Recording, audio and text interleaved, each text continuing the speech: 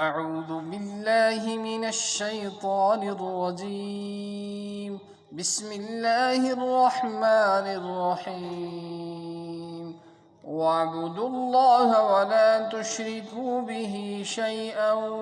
وبالوالدين إحسانا وبذي القربى واليتامى والمساكين والجار ذي القربى والجار الجنب والصاحب بالجنب وابن السبيل واعبدوا الله ولا تشركوا به شيئا وبالوالدين إحسانا وبذي القربى واليتامى والمساكين والجار ذي القربى والجار الجنب والصاحب بالجنب وابن السبيل وما ملكت أيمانكم إن الله لا يحب من كان مختالا فخورا الذين يبخلون ويأمرون الناس بالبخل ويكتمون ما آتاهم الله من فضله وأعتدنا للكافرين عذابا مهينا والذين ينفقون أموالهم رئاء الناس ولا يؤمنون بالله ولا باليوم الآخر ومن يكن الشيطان له قرينا فساء قرينا وماذا عليهم لو آمنوا بالله واليوم الآخر وأنفقوا مما رزقهم الله وكان الله بهم عليما إن الله لا يظلم مثقال ذرة وإن تك حسنة يضاعفها ويؤت من لدنه أجرا عظيما فكيف إذا جئنا من كل أمة بشهيد وجئنا بك على هؤلاء شهيدا صدق اللہ العلی العظیم۔ محترم سامعین و ناظرین، السلام علیکم ورحمۃ اللہ وبرکاتہ۔ اس سے پہلے کہ ہم اپنا سبق شروع کرتے ہیں، ایک ضروری اعلان جو آپ تک پہنچانا ہم ضروری سمجھتے ہیں کہ سبسکرپشن لنک میں جا کر ہمارا دوسرا جو چینل ہے اقرا چینل، وہ عربی زبان، عربی لینگویج اور عربی گرامر اور قاعدے سیکھنے کے لیے ہے۔ بڑا ضروری اور فائدہ مند چینل ہے، لہٰذا اس کو بھی سبسکرائب کرنا اور خود اس سے فائدہ اٹھانا اور دوسروں تک اس کو پہنچانا، اس کام کو آپ نہ بھولیے گا۔ تو چلیے ان آیتوں کی مختصر ہم تفسیر سن لیتے ہیں۔ یہ ہمارا سبق آج آیت نمبر 37 سے لے کر آیت نمبر 41 ہے، سورۃ النساء، یعنی آج کا ہمارا سبق آیت نمبر 37 سے لے کر 41 تک ہے سورۃ النساء کی۔ تو چلیے، یہ 5واں سپارہ ہے اور 5ویں سپارے کا یہ تیسرا رکوع ہے۔ تو چلیے پہلے مختصر ترجمہ اور تفسیر سن لیتے ہیں۔ دیکھیے اسلام کی کیا خوبی ہے اور کیا حسن ہے اور کیا اچھا مذہب ہے اسلام کی۔ اللہ نے اپنے توحید کے بعد اپنے بندوں کے حقوق کو بیان فرمایا۔ کیا اس قسم کے اخلاق کی تعلیم اور حسن سلوک کی تعلیم کسی اور مذہب کی کتاب میں آپ کو ملے گی؟ ہرگز نہیں ملے گی۔ یہ اللہ کا قرآن ہے اور اسی کا یہ کمال ہے کہ یہ تمام چیزوں کو اپنے اندر سموئے ہوئے ہے اور ہر چیز کی ترغیب بھی دیتا ہے اور اس کے ادا نہ کرنے کی صورت میں سزا کی وعید بھی سناتا ہے۔ تو اللہ نے فرمایا، تو اس کے بعد اللہ نے فرمایا کہ والدین کے ساتھ، ماں باپ جو ہوتے ہیں اللہ پیدا کرنے والے ہیں، لیکن پیدا کرنے کا جو راستہ ہے بظاہر اسباب کی دنیا میں ماں باپ ہی آدمی کے پیدا ہونے کا سبب ہوتے ہیں۔ اور پھر جو ہے قریب والا جو وبذی القربیٰ اور رشتہ دار کے ساتھ، رشتہ داروں کے ساتھ، تو رشتہ دار جو ہیں یہ جو ہے ان کے حقوق ہوتے ہیں، اور یتیموں کے بھی حق ادا کرنے کو کہا، مسکینوں کے بھی حق ادا کرنے کو کہا، اور وہ پڑوسی جو رشتہ دار بھی ہو، اور وہ پڑوسی جو قریب والا بھی ہو، اور وہ جو آپ کا ہم مجلس ہو، جس کے ساتھ آپ کا اٹھنا بیٹھنا ہو، اور مسافر کے ساتھ، اور اسی طرح سے باندیوں اور غلاموں کے ساتھ جو کمزور طبقہ کے لوگ ہوتے ہیں ان کے ساتھ اچھا اور بہترین سلوک۔ اب جو ہے پڑوسی کی 3 قسمیں ہوتی ہیں۔ ایک وہ جن کے 3 حقوق ہوتے ہیں۔ نمبر 1 اسلام کا حق، مسلمان ہے۔ نمبر 2 رشتہ دار بھی ہے۔ نمبر 3 پڑوسی بھی ہے۔ تو اس کے 3 حق آ گئے۔ نمبر 2 وہ پڑوسی جس کے صرف 2 حق ہوتے ہیں۔ نمبر 1 مسلمان ہے، نمبر 2 ہمارا پڑوسی ہے، ہمارا ہمسایہ ہے۔ نمبر 3 وہ جو نہ مسلمان ہے اور نہ ہمارا رشتہ دار ہے، صرف پڑوسی ہونے کا حق ہے۔ اس کے ساتھ بھی اسلام نے حسن سلوک کرنے کا حکم دیا ہے کہ غیر مسلموں کے ساتھ بھی اچھا سلوک کیا جائے۔ ہاں، حقوق جو ہے جس کا حق جتنا زیادہ ہے اس کے ساتھ اتنا ہی زیادہ اچھا سلوک بھی کیا جائے گا، اور اسی کو سب سے پہلے حق دیا جائے گا، اسی کو مقدم رکھا جائے گا۔ تو والجاہ اب جو ہے دوسرا جو ہے مجلس والا، والصاحب بالجنب، کہ جو آپ جس کے پاس آپ بیٹھ گئے، یا آپ کا تجارت میں آپ کا شریک ہے، دفتر میں آپ کا شریک ہے، مدرسے کا ساتھی ہے، اسکول کا ساتھی ہے، کالج کا ساتھی ہے، تو یہ سب جو ہے سب کے سب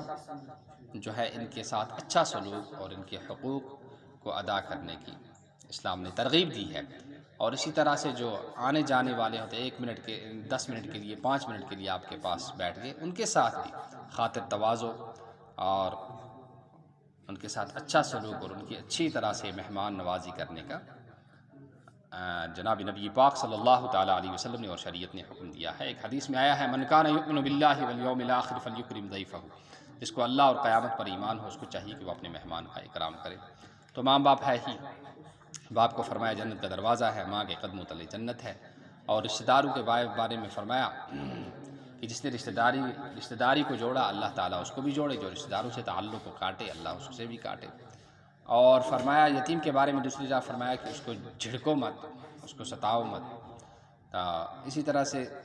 پڑوسیوں کے ساتھ بھی اچھا سلوک کرنے کو کہا گیا، یہ تمام تعلیم اس میں آ گئی۔ تو پھر فرمایا بے شک اللہ تعالیٰ پسند نہیں کرتے ہیں کس کو، یحب من کان مختالا فخورا، وہ جو اپنے آپ کو بڑا سمجھتا ہو اور دوسرے لوگوں کی طرف توجہ کرنے کو اور دوسروں کی کسی قسم کی مدد کرنے کو یہ اپنے لیے شرم محسوس کرتا ہے۔ اور فخورہ اس شخص کو کہتے ہیں جو زبان سے دوسروں پر اپنی بڑائی جتاتا ہو کہ میں اچھا ہوں، میں ایسا ہوں، میں بڑا ہوں، اور یہ کچھ بھی نہیں ہے، تو اس سے منع کیا گیا۔ تو جو چیزیں حسن اخلاق دوسرے بندوں کے ساتھ، جو چیزیں آدمی کے لیے اچھا سلوک کرنے میں رکاوٹ بنتی ہیں، ماں باپ کے ساتھ، پڑوسیوں کے ساتھ، رشتہ داروں کے ساتھ، مسکینوں کے ساتھ، یتیموں کے ساتھ، جو چیزیں اس کے لیے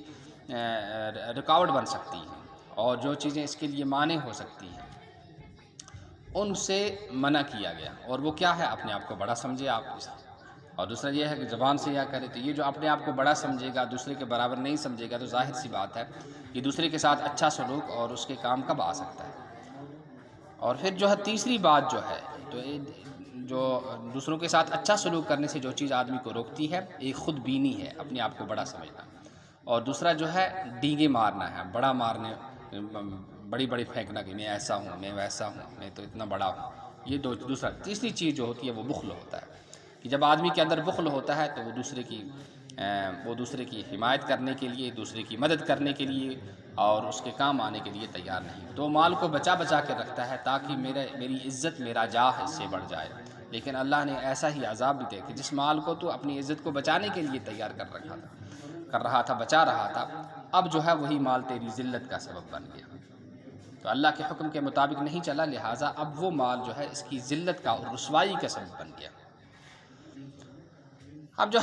جو لوگ اللہ پر آخرت پر ایمان نہیں رکھتے ہیں، ظاہر سی بات ہے جب وہ کچھ خرچ کریں گے تو ان کا مقصود اللہ کو خوش کرنا نہیں ہوگا، اللہ کو راضی کرنا نہیں ہے، بلکہ ان کی تو بس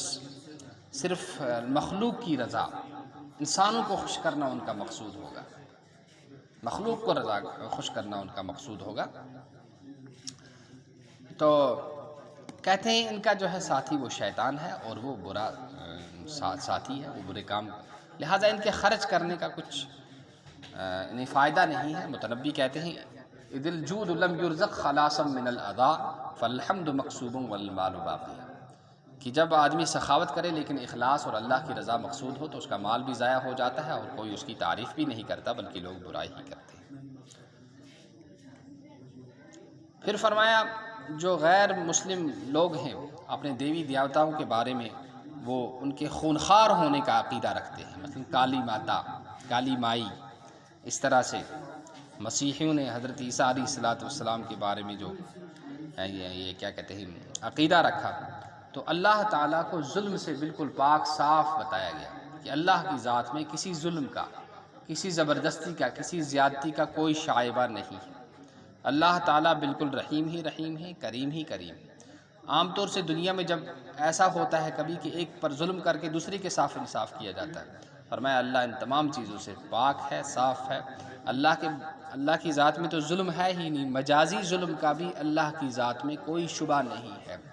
کوئی شک نہیں ہے کہ اللہ کسی بھی قسم کا ظلم کسی پر نہیں کرتا ہے، اور پھر اپنی طرف سے دیتا بھی ہے، اور دیتا ہے اپنی عطا سے دیتا ہے، اپنی بخشش سے دیتا ہے، یہ نہیں کہ ایک کو محروم کر کے اور دوسرے کو دے دے۔ پھر فرمایا یہ جو آیت ہے آپ صلی اللہ تعالیٰ علیہ وسلم فرمایا گیا کہ ہر امت سے گواہ لائیں گے اور آپ کو ان پر گواہ لائیں گے۔ حدیث پاک میں آیا ہے کہ جناب رسول اللہ صلی اللہ تعالیٰ علیہ وسلم نے جب اس آیت کو پڑھا تو آپ صلی اللہ تعالیٰ علیہ وسلم کے مبارک آنکھوں سے آنسو بہہ رہے تھے اور وہ اشکبار تھے۔ آپ صلی اللہ تعالیٰ علیہ وسلم اس وقت رو رہے تھے۔ تو اس حدیث پر اور اس آیت پر ان لوگوں کو غور کرنا چاہیے جو قرآن مجید کے بارے میں یہ کہتے ہیں کہ یہ محمد الرسول اللہ صلی اللہ علیہ وسلم کا اپنا کلام ہے، خدا کا کلام نہیں۔ کیا کوئی اپنے من گھڑت کلام پر اس طرح سے رو سکتا ہے؟ واقع اور بھی بہت سورہ عبس میں جناب رسول اللہ صلی اللہ علیہ وسلم سے اللہ کی طرف سے جو ہے تنبیہ آئی اللہ کے رسول صلی اللہ علیہ وسلم کہ آپ نے عبداللہ بن مکتوم کی طرف توجہ کیوں نہیں دی، آپ کیوں ان بڑے بڑے رئیسوں کے پیچھے رہے اور ان کی بات کا جواب نہیں دیا؟ اگر اپنا کلام ہوتا تو آپ صلی اللہ تعالی وسلم اپنے کلام میں اس طرح سے اپنے متعلق اس طرح کی بات کو ملا سکتے تھے؟ ہرگز نہیں۔ تو یہ تمام چیزیں ثابت کرتی ہیں کہ قرآن جو ہے یہ محمد الرسول اللہ صلی اللہ علیہ وسلم کا کلام نہیں، یہ اللہ کا کلام ہے، اور محمد صلی اللہ تعالی وسلم اس کے رسول ہیں اور اس کو لانے والے ہیں۔ تو چلیے آج کا اس ترجمہ ہم کرتے ہیں۔ وَعْبُدُ اللَّهَ اور عبادت کرو اللہ کی، وَلَا تُشْرِكُوا اور شرک نہ کرو بِهِ اس کے ساتھ، شَيْئًا کسی چیز کو، وَبِالْوَالِدَيْنِ اور ماں باپ کے ساتھ احساناً اچھا سلوک کرو، وَبِذِي الْقُرْبَى اور رشتہ داروں کے ساتھ، وَالْيَتَامَى اور یتیموں کے ساتھ۔ یتیم کے بارے میں آیا ہے کہ اس کے ہاتھ پر جو شفقت سے ہاتھ پھیرتا ہے، جتنے بال اس کے ہاتھ تلے آئے اتنا ثواب اس کو ملتا ہے۔ اللہ والمساکین اور مسکینوں کے ساتھ، والجار ذی القربى اور قریب والے پڑوسی کے ساتھ، والجار ذی القربى اور رشتہ دار پڑوسی کے ساتھ، والجار الجنوب اور قریب والے اور دور والے، والجار ذی القربى اور قریب والے پڑوسی کے ساتھ، والجار الجنوب اور دور والے پڑوسی کے ساتھ، والصاحب بالجنب اور ہم مجلس کے ساتھ، وابن السبیل اور مسافر کے ساتھ، وما ملکت اور جس کے مالک ہوئے ہیں ایمانکم تمہارے ہاتھ یعنی تمہارے غلام اور باندیاں جو ہیں، اسی طرح عورتیں ہیں، بچے ہیں، یہ بھی کمزور ہوتے ہیں، ان کے ساتھ بھی حسن سلوک کرنے کا شریعت نے اور حدیث مبارکہ میں اس کی ترغیب آئی ہے اور اس پر ثواب آیا ہے۔ ان بے شک اللہ لا یحب نہیں پسند کرتا ہے، من اس کو کانا جو ہوتا ہے، مختالن فخورا اترانے والا، مختالن اترانے والا، فخورا فخار فخر کرنے والا، بڑا کہنے والا، الذین وہ لوگ یبخلون جو بخل کرتے ہیں، ویأمرون اور حکم دیتے ہیں الناس لوگوں کو بالبخل بخل کرنے کا، اور یکتمون چھپاتے ہیں ما اس کو آتاہم اللہ جو اللہ نے ان کو دیا ہے، یعنی مال جو ان کو یعنی مال دولت دیے یا تو اس کو چھپاتے ہیں، اور اگر علم دیا ہے اور بخل کی وجہ سے وہ علم کا مسئلہ اس سے کوئی پوچھتا ہے، وہ عالم ہے اور وہ نہیں بتاتا ہے، فرمایا الجم یوم القیامت بلجام من النار، کہ ایسے شخص کو قیامت کے دن آگ کی لگام پہنائی جائے، من فضل ہی اپنے فضل سے، اور اعتدنا ہم نے تیار کیا للکافرین کافروں کے لیے عذاب مہینہ رسوا کرنے والا عذاب، اور الذین وہ لوگ ینفقون جو خرچ کرتے ہیں اموالہم اپنے مالوں کو رعاء الناس لوگوں کو دکھانے کے لیے، ولا یؤمنون اور لا یؤمنون ایمان نہیں رکھتے ہیں باللہ اللہ پر، ولا بالیوم الآخر اور نہ آخرت پر، ومن اور جس کسی کا ہو، ومن یکن الشیطان اور ہو شیطان لہو جس کا قرینا مصاحب ساتھی، فساء قرینا تو وہ برا ساتھی ہے، اور ماذا کیا غضب ہے اور کیا بات تھی علیہم ان پر، لو آمنوا اگر وہ ایمان لے آتے باللہ اللہ پر، والیوم الآخر اور آخرت کے دن پر، وانفقوا اور خرچ کرتے مما اس میں سے رزقہم اللہ جو اللہ نے انہیں رزق دیا ہے، اور کان اللہ بے شک ہے اللہ بہم ان کو علیمہ خوب جاننے والا، ان بے شک اللہ لا یظلم ظلم نہیں کرتا ہے، مثقال ذرۃ ذرہ بھر یا ذرہ برابر، ذرہ بھر یا ذرہ برابر، وَإِنْ اور اگر تکو ہو حسنتاً کوئی نیکی یضاعفها تو اس کو بڑھا دے گا، وَيُؤْتِ اور عطا کرے گا مِن لَدُنْهُ اپنے پاس سے اجرًا عظیما بڑا اجر، فَكَيْفَ تو کیا حالت ہوگی اذا جئنا جب لائیں گے ہم من کل امت ہر جماعت سے بشہید ایک گواہ،